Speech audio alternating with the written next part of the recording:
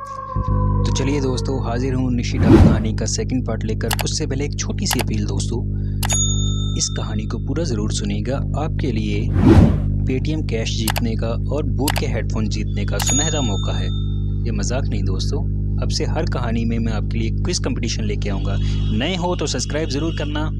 मिलता हूँ सीधा कहानी में। चले, अगर आपने इस स्टोरी का पहला पार्ट नहीं सुना तो प्लीज़ पहले जाकर उसे सुन लीजिए। डिस्क्रिप्शन बॉक्स में आपको कहानी का लिंक मिल जाएगा, तभी आप इस स्टोरी को पूरी तरह से समझ पाएंगे। तो चलिए बढ़ते हैं कहानी की ओर। अनिकेत और रविंदर दोनों अपने घर जाने की छुट्टी की खबर सुनकर काफ़ी खुश होते हैं। घर के लिए ट्रेन की टिकट तत्काल में ही ऑनलाइन बुक हो जाने से दोनों निश्चिंत हो जाते हैं कि अब आराम से घर पहुंच जाएंगे। दोनों शाम 7 बजे तक स्टेशन पहुंच जाते हैं।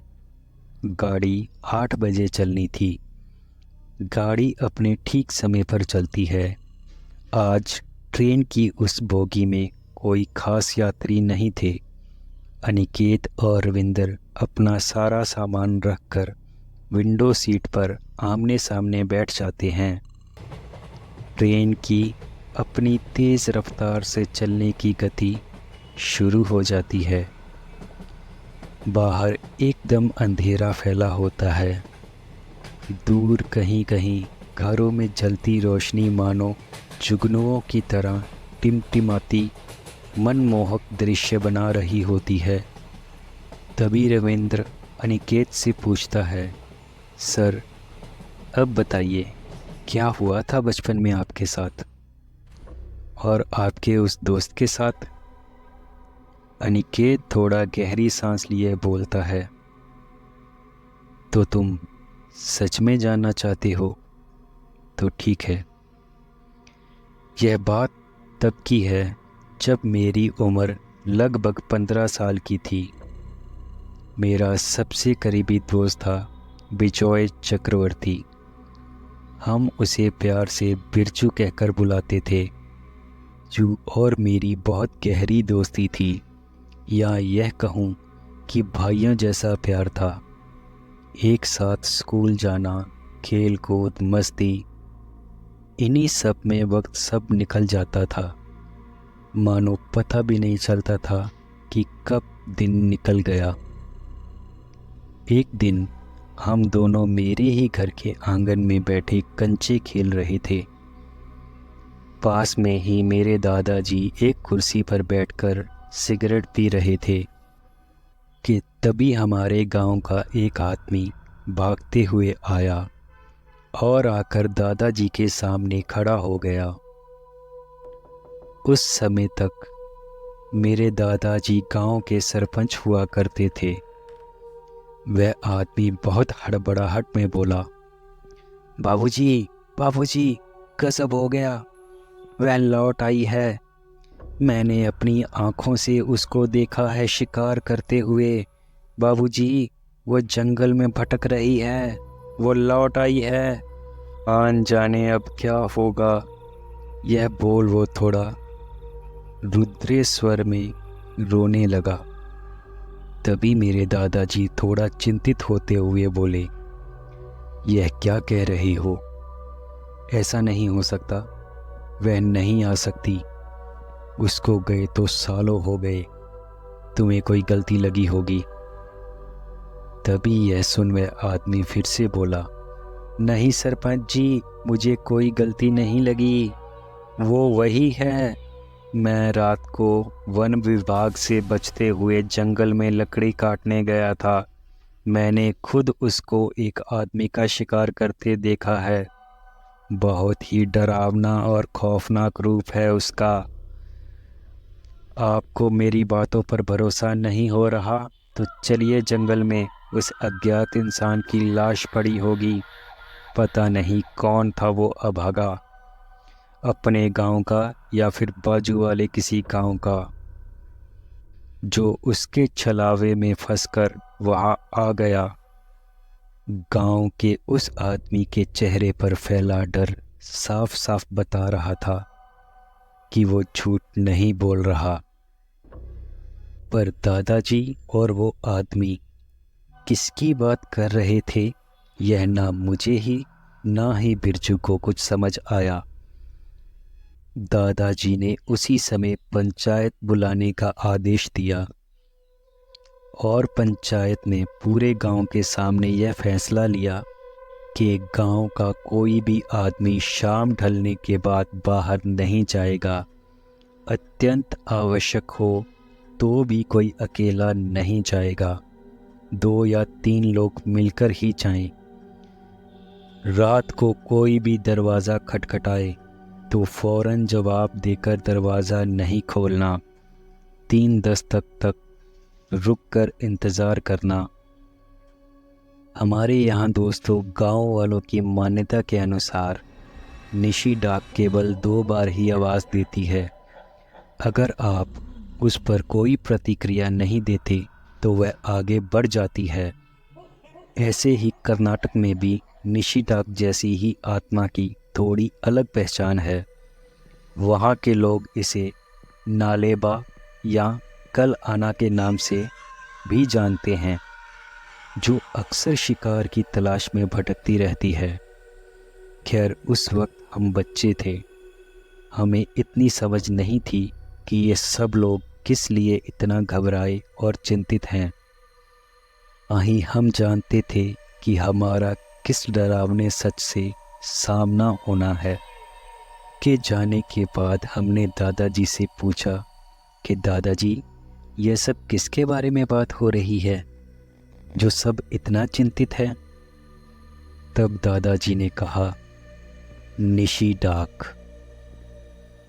हमने निशी डाक के बारे में बचपन से ही सुना था, पर सिर्फ किस्से कहानियों में।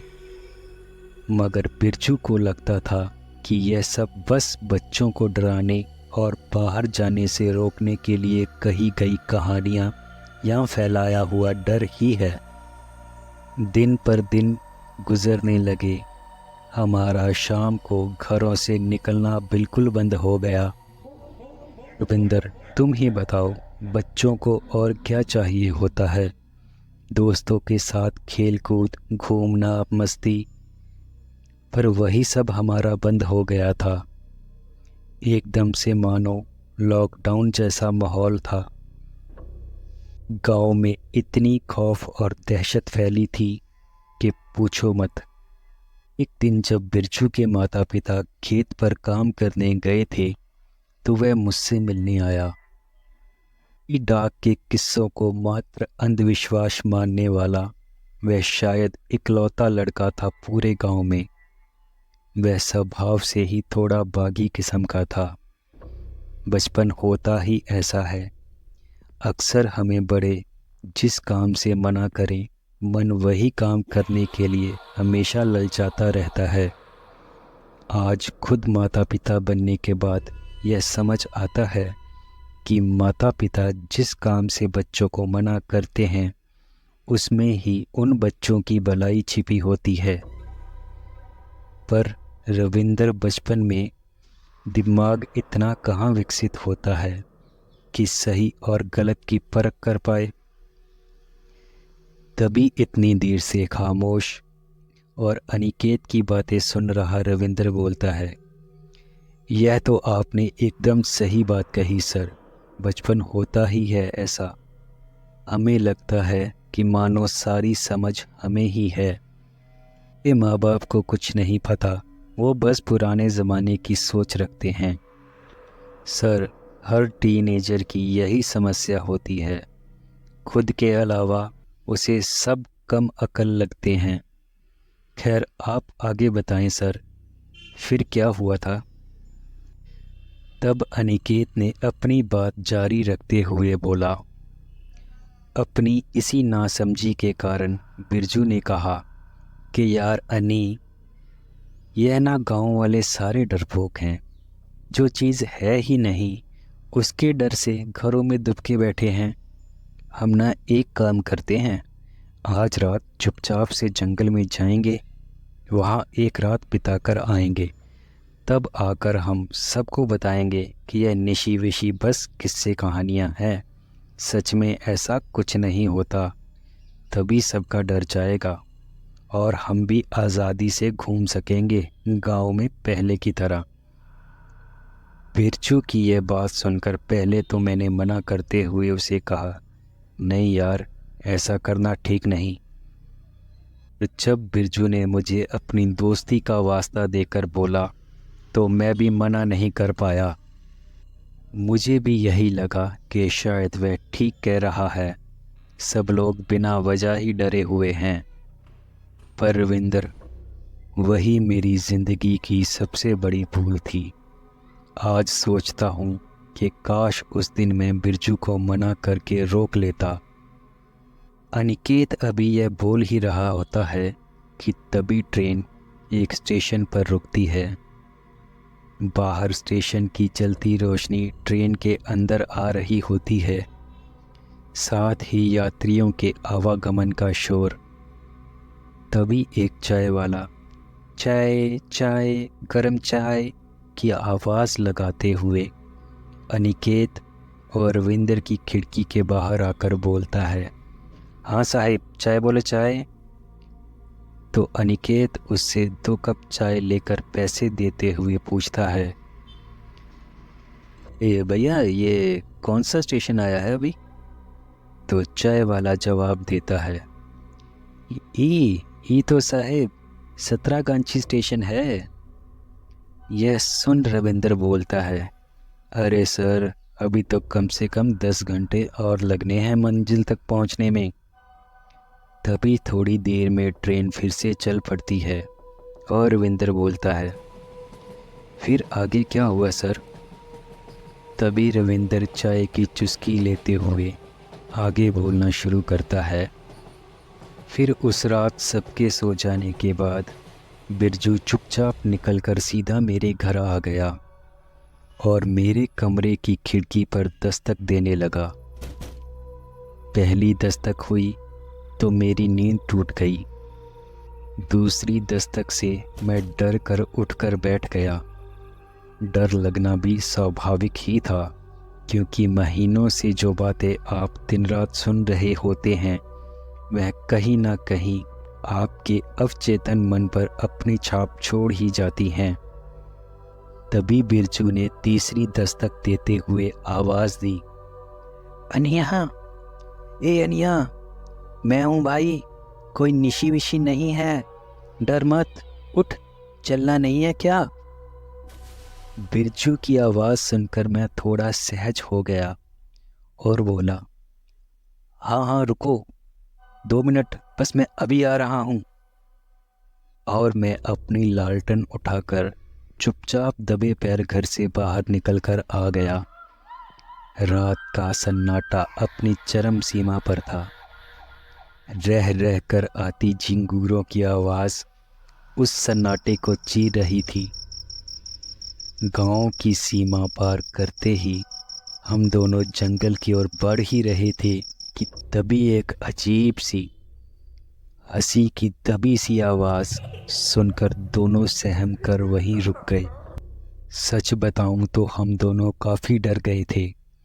डर से दोनों एक दूसरे को देखने लगे। तभी मैंने पूछा, बिरजू, ये क्या था भाई? तुमने भी सुना ना? बिरजू भी इधर उधर देखने लगा, पर उस काली रात में हमारे पास एक ही स्रोत था रोशनी का, वो थी एकमात्र मेरी लालटेन। उस लालटेन की रोशनी में इधर उधर देखने पर भी जब बिरजू को कुछ भी नज़र नहीं आया तो वह बोला, भाई डर मत, कुछ नहीं है, खामखा खुद भी डर रहा है और मुझे भी डरा रहा है। उस काली रात में हम दोनों के सिवा कोई और नहीं दिख रहा था वहाँ। अपनी लालटेन की रोशनी का सहारा लेते हुए फिर से आगे बढ़ने लगे कि तभी मैंने देखा उस मध्यम रोशनी में से पास ही झाड़ियों में जैसे कुछ तेजी से गुजरा, जिसकी वजह से झाड़ियाँ भी हिलने लगी। यह देख मैं काफ़ी डर गया। डर कर मैं वहीं का वहीं रुक गया। मेरा दिल ज़ोर ज़ोर से धड़कने लगा था। तभी बिरजू मेरा हाथ पकड़कर आगे बढ़ाते हुए बोला, भाई डर मत, कोई जानवर गुजरा होगा। फिर थोड़ा शांत होते हुए मुझे भी उसकी बात ठीक लगी और मैं उसके साथ आगे बढ़ने लगा। कुछ ही देर में हम दोनों जंगल में प्रवेश कर चुके थे। जंगल के उस गहरे सन्नाटे को रह रह कर जानवरों की आवाज़ें चीर रही थी। तभी मुझे एहसास हुआ जैसे हमारे आसपास कोई तो है जो लगातार हम पर नज़र टिकाए हुए है। थोड़ा आगे बढ़ते हुए हमें एक बरगद का पेड़ दिखा जो काफ़ी विशाल था। हमने आगे ना जाते हुए वहीं रात बिताने का सोचा। रात का दूसरा पहर लगभग बीत चुका था। उस सुनसान जंगल में डर तो मुझे काफ़ी लग रहा था, पर अपने दोस्त के सामने डरपोक ना साबित हो जाऊं, यही सोचकर अपना डर मन में दबाकर चुपचाप से वहीं बैठ गया। हमने अपनी लालटेन बाजू में रख दी। तभी मैंने देखा कि बिरजू अपने साथ एक डिब्बा लाया है थैली में। मैंने पूछा, इसमें क्या है बिरजू? तो वह बोला, अरे इसमें मच्छी भात लाया हूँ जो अम्मा ने बनाया था। तुम्हें तो पता है ना, मुझे भूख ज़्यादा ही लगती है। यह बोल बिरजू थोड़ा हंसने लगा। अभी मैंने कहा, तुझे भूख लग रही है भाई? मुझे तो सुसूक लग रहा है। तू रुक, मैं अभी काम ख़त्म करके आया। यह सुन बिरजू बोला, भाई कहीं भी कर दो ना, यहाँ कौन कोई देखने वाला है। पर उसकी बात को अनसुना कर मैं थोड़ा आगे पेड़ों से दूर चला गया पेशाब करने। मैंने दादी से सुन रखा था कि कभी भी रात को पेड़ों के नीचे पेशाब नहीं करना चाहिए। यही सोच मैं आगे बढ़ गया। बिरजू वही बैठा मेरा इंतज़ार कर रहा था।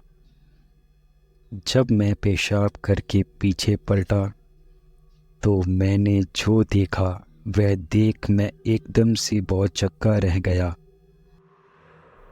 बिरजू के पीछे अंधेरे में एक धुएं की चादर ओढ़े एक बहुत ही सुंदर औरत खड़ी बिरजू को एकटक नज़र से निहार रही थी। वह खूबसूरत औरत मानो जैसे कोई परी हो। 16 श्रृंगार किए लाल साड़ी पहने हुई थी। वह कमर तक आते लंबे खूबसूरत बाल खूबसूरती में 4 चांद और लगा रहे थे। उसको यूं बिरजू को घूरते देख मैं वही डर के छिप गया।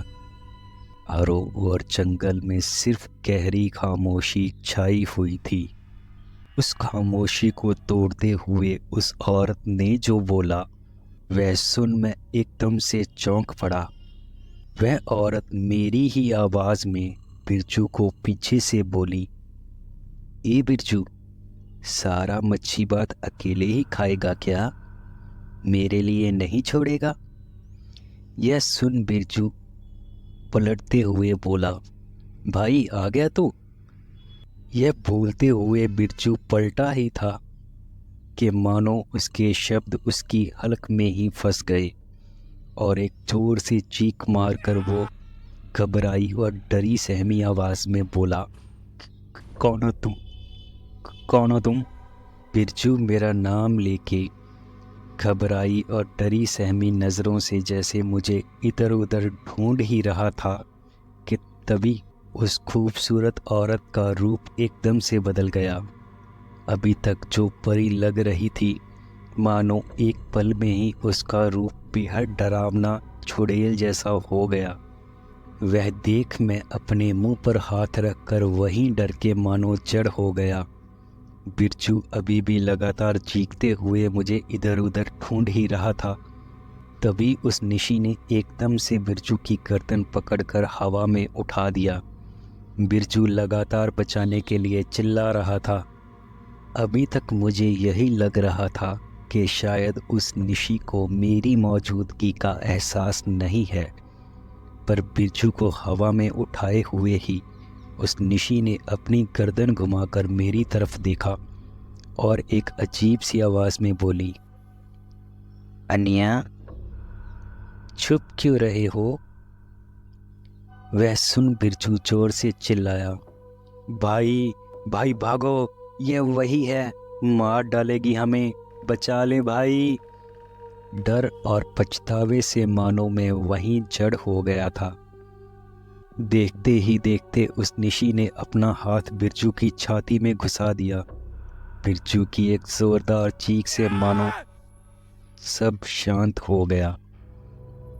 उस खूनी डायन ने बिरजू का दिल निकालकर मुंह में दबा लिया और उसे लगातार चबाने लगी।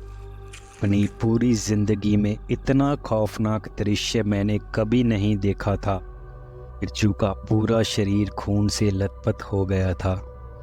इतने पर भी जब उस निशी को चैन नहीं मिला तो उस निशी ने बिरजू के पैर के ऊपर पैर रखकर उसकी मृतक शरीर को 2 हिस्सों में चीर दिया।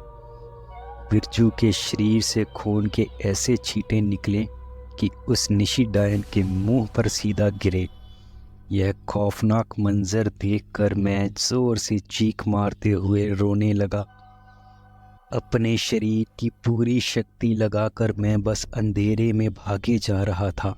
भी मुझे दिखा कि वह निशी जोर से चीखती हुई पेड़ों के ऊपर से कूदते हुए एकदम से मेरे सामने आकर खड़ी हो गई। वह एक डरावनी मुस्कान के साथ मुझे घूरते हुए हंसने लगी। मुझे अपनी मौत अपने सामने खड़ी दिख रही थी। मैं डर से थर थर कांपते हुए लगातार रोता जा रहा था। वह निशी डरावनी हंसी हंसते हुए ही आगे बढ़ी।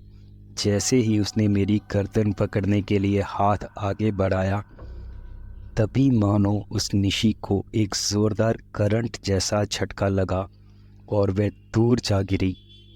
निशी ने उठकर एक जोरदार डरावनी चीख मारी। मैं कुछ समझ पाता तभी मेरा ध्यान अपने गले में पड़े हनुमान जी के लॉकेट पर गया। तभी मुझे अपनी दादी माँ की बात याद आई कि ऐसी शैतानी ताकतें हनुमान जी के नाम से बहुत डरती हैं। मैं उसी क्षण हनुमान जी का नाम जपते हुए तेज़ी से गांव की ओर भागता रहा। भागते हुए ही किसी चीज़ से मेरा पैर टकराया और मैं ज़मीन पर ज़ोर से जा गिरा। मेरा सर किसी पत्थर से जा टकराया था और मैं वहीं बेहोश हो गया। उसके बाद जब मेरी आँख खुली तो मैं अपने घर पर था। घर वालों के साथ साथ कुछ गांव वाले भी मुझे घेरे खड़े थे। तब मैंने रोते हुए हमारे साथ घटी पूरी घटना सबको बताई। उस रात हनुमान जी की कृपा से उस निशी डाक से मैं तो बच गया, पर मेरा जिगरी दोस्त हमेशा के लिए खो गया। यह बोलते हुए अनिकेत बाबू का गला भर आया था।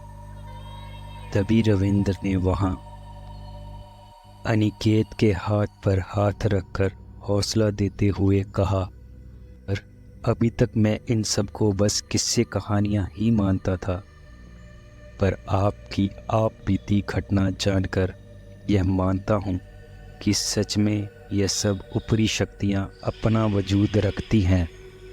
यह सुन अनिकेत बाबू बोले, या रविंदर, आज भी उस घटना को याद करके मेरे रोंगटे खड़े हो जाते हैं। चलो खैर ठीक है, अब सो जाना चाहिए। ट्रेन अपनी रफ्तार से चलती जा रही थी। थोड़ी ही देर में अनिकेत बाबू एक कंबल ओढ़कर गहरी नींद में सो गए। रविंदर भी अपनी बर्थ पर लेटा हुआ यही सोच रहा था कि अब तक इन बातों को मैं सिर्फ किस्से कहानियाँ ही मानता था, पर सच में जिस किसी का सामना इन पारलौकिक शक्तियों से होता है, उनकी ज़िंदगी सच में एक डरावने अनुभव के साथ। उस घटित घटना को ज़िंदगी में कभी नहीं भूल पाती। तो दोस्तों, यह थी आज की हमारी निशिता की कंप्लीट स्टोरी। तो दोस्तों, आई होप आपको स्टोरी पसंद आई होगी। चैनल पर नए हो तो चैनल को लाइक सब्सक्राइब ज़रूर कीजिएगा। और अब बात करते हैं दोस्तों सरप्राइज़ की। दोस्तों सरप्राइज़ बस इतना है कि अब से हर स्टोरी में आपके लिए एक क्विज़ होगा। जो भी उसका सही जवाब देगा उसके लिए एक फ्री गिफ्ट होगा। आप में से बहुत लोग जो ये जानते होंगे कि मैं अमृतसर से बिलोंग करता हूँ और मेरा मोबाइल रिपेयरिंग और एसेसरी का बिज़नेस है। तो इस वीडियो में एक क्वेश्चन होगा और जो भी उसका सही जवाब देगा उसके लिए हमारे पास है बूट के नए ब्रांड न्यू हेडफोन्स। तो दोस्तों क्वेश्चन सिर्फ इतना है, अगर आपने स्टोरी सही से सुनी है तो ये बहुत ही आसान है। क्वेश्चन ये है कि अनिकेत बाबू की गाड़ी जब स्टेशन पर रुकती है उस स्टेशन का क्या नाम था। दोस्तों आपको डिस्क्रिप्शन बॉक्स में मेरी इंस्टाग्राम आईडी का लिंक भी मिल जाएगा और इस स्टोरी के पहले पार्ट का भी। तो आप मुझे इंस्टाग्राम पे फॉलो करके मैसेज कर सकते हैं। जो भी लकी विनर होगा नेक्स्ट वीडियो से पहले उसके बारे में आपको सबको बता दिया जाएगा। और दोस्तों ये कोई मजाक नहीं होगा, ये सीरियसली आपको प्रूफ के साथ नेक्स्ट वीडियो से पहले बताऊंगा। तो बहुत ही जल्द मिलते हैं दोस्तों। इससे पहले दोस्तों अगर चैनल को सब्सक्राइब नहीं किया तो यार कर दो, चैनल नया है, थोड़ा तो सपोर्ट करो। जय हिंद दोस्तों।